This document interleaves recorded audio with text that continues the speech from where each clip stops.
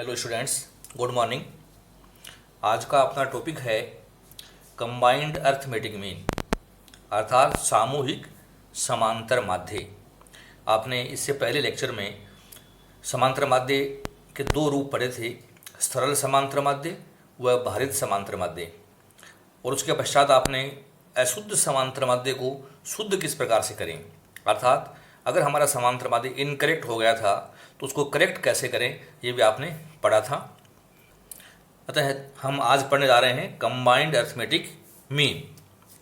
यदि अनेक श्रेणियों में पृथक पृथक समांतर माध्य ज्ञात हैं और उनमें मिलाकर सामूहिक माध्य ज्ञात करने की आवश्यकता हो तो उन अलग अलग माध्यों की सहायता से सामूहिक माध्य हम बहुत आसानी से ज्ञात कर सकते हैं।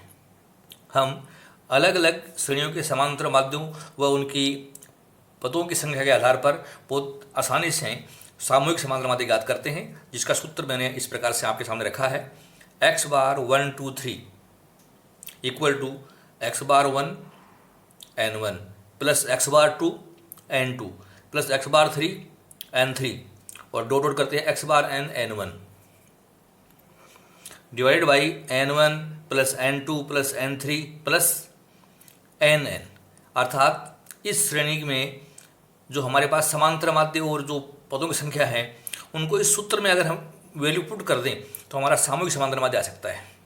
तो इस सूत्र में हमने x बार 1 2 3 जो यूज किया है उसका मतलब है combined arithmetic mean. n1 n2 n3 जो आपने लिखा है वो है number of items for first group, second group and so on.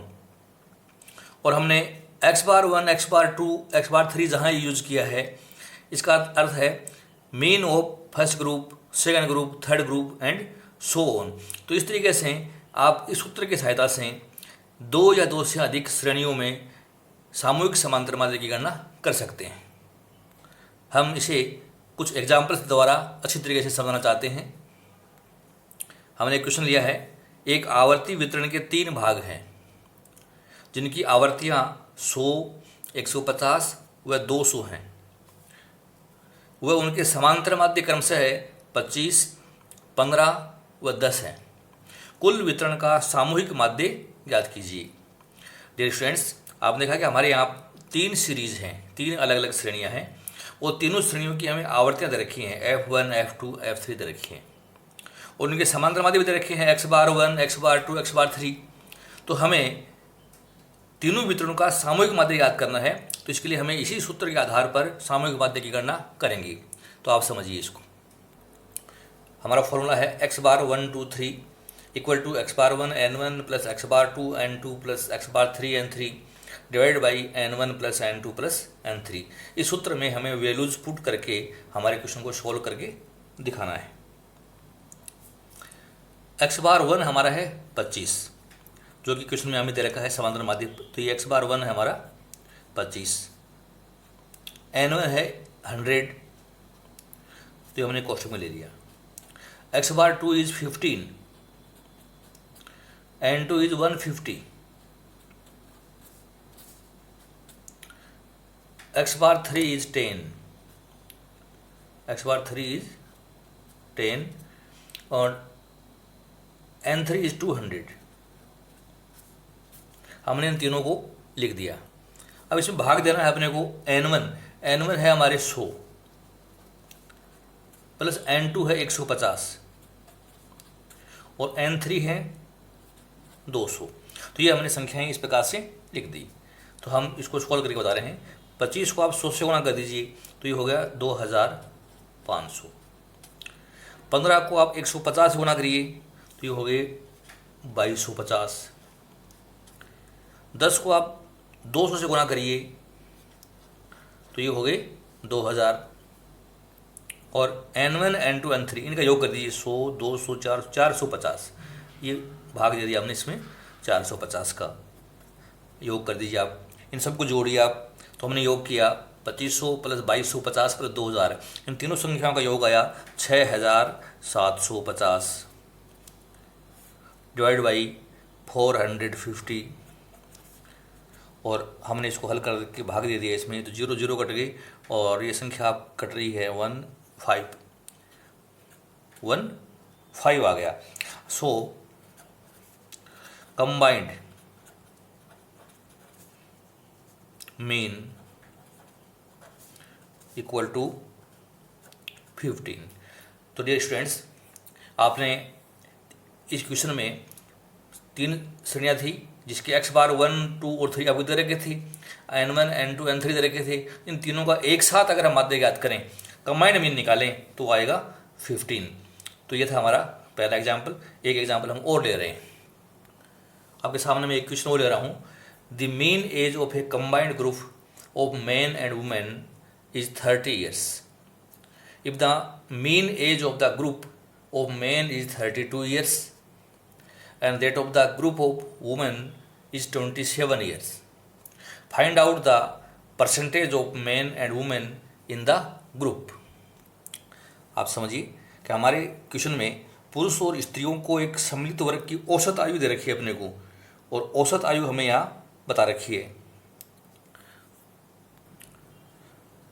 स्त्रियों के वर्ग की औसत आयु हमें दे रखी है 27 साल, और पुरुषों के वर्ग की आयु दे रखी है अपने को 32 वर्ष। तो हमें पूछा है कि हमारे सवाल में कि पुरुष और स्त्रियों की परसेंटेज क्या है।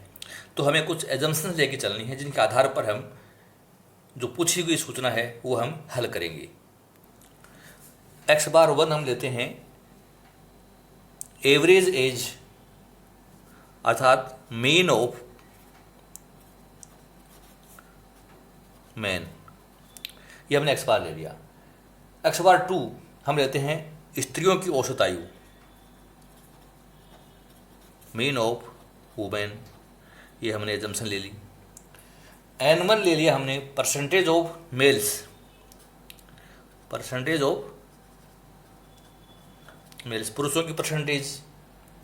n2 ले लिया हमने percentage of female. x bar 1, 2 हमारे क्वेश्चन में दे रखा है, अर्थात इसका सामूहिक माध्य हमें दे रखा है, दैट इज 30 ईयर्स दे रखा है। 30 ईयर्स मेन एंड वुमेन का arithmetic mean average 30 years they रखा है। हमारे क्वेश्चन में n1 और n2 100% के बराबर होंगे। n2 हम लेते हैं, अगर n2 लें तो 100 में से अगर आप n1 घटा दें तो n2 आ जाएगा। कंबाइंड अर्थमेटिक मीन का सूत्र हमारा है x bar 1 n1 plus x bar 2 n2 n1 plus n2। तो अब हम इसमें वैल्यूज पुट कर सकते हैं और वैल्यूज पुट करके हम सॉल्यूशन निकाल सकते हैं। हमें ये x बार 1, 2 दे रखा है पहले से ही, already given in the question. It is 30 equal to x bar 1 हमारे क्वेश्चन में हमें पता है, x बार 1 हमें दे रखा है, x बार 1 है 32, और पुरुषों की संख्या हमें पता नहीं है तो ये n1 है, प्लस का चिन्ह है फॉर्मूले में। x बार 2 दे रखा है 27, और यह मैंने लिख दिया n2। हमें इन दोनों के योग में भाग देना है, n1 plus n2, it is दोनों का योग हमारा 100। तो ये संख्या मैंने आपके सामने पुट कर दी।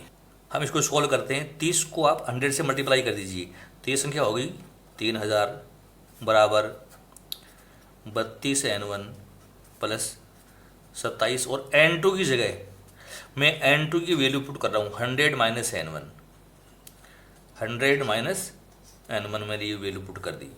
तो इसको हम सॉल्व करते हैं, 3000 इक्वल टू 32 n1 प्लस आप इसको मल्टीप्लाई कर दीजिए, ये होगा 2700, और इसको आप इससे भी मल्टीप्लाई कर दीजिए माइनस 27 n1। ये काम हमने कर लिया। अब हम इसका पक्षांतरण करके इसको हल निकालने की कोशिश करते हैं। तो मैं 2700 को आप इधर ट्रांसफर करके ला रहा हूँ, 3000 माइनस 2700 बराबर 32 n1, और ये बराबर क्या आ गई है तो ये माइनस के 27 n1। इसमें से इरेज कर दीजिए तो ये बच गया 300 इक्वल टू, और इसमें से इरेज कर दीजिए तो ये बच गया 5 n1। हम इसको यूँ भी कर सकते हैं, और 5 n1 इक्वल टू है 300 so N1 equal to 300/5 equal to 60, और N1 हमारा परसेंटेज में है तो ये 60% हो जाएगा। अब हम N1 का मान रख देते हैं इस समीकरण में। तो हमारा समीकरण था N2 बराबर होता है 100 माइनस N1 के,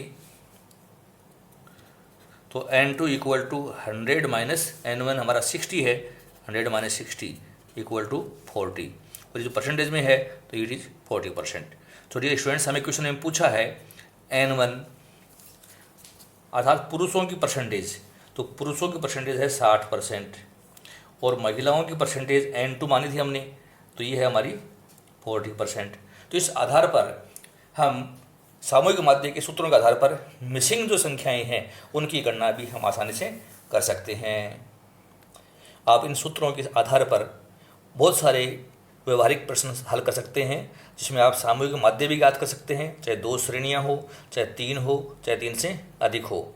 और अगर आपको सामूहिक माध्य दे रखा है तो किसी भी प्रकार की मिसिंग संख्या, चाहे वो मिसिंग x बार हो, चाहे वो मिसिंग n हो, हम आसानी से ज्ञात कर सकते हैं। तो ये टॉपिक था हमारा समांतर माध्य का, जिसमें आपने सरल समांतर माध्य, भारित समांतर माध्य, आपने इसको शुद्ध करना, वह सामूहिक समांतर माध्य पढ़ा। आपको ये टॉपिक अगर पसंद आया है तो इसको आप अवश्य लाइक कीजिए, अपने मित्रों में इसको आप शेयर कीजिए, मेरे चैनल को आप सब्सक्राइब कीजिए और मेरे लेक्चर्स निरंतर आप देखते रहें, वॉच करते रहें। आपने ये लेक्चर सुना, बहुत बहुत धन्यवाद। Thank you so much.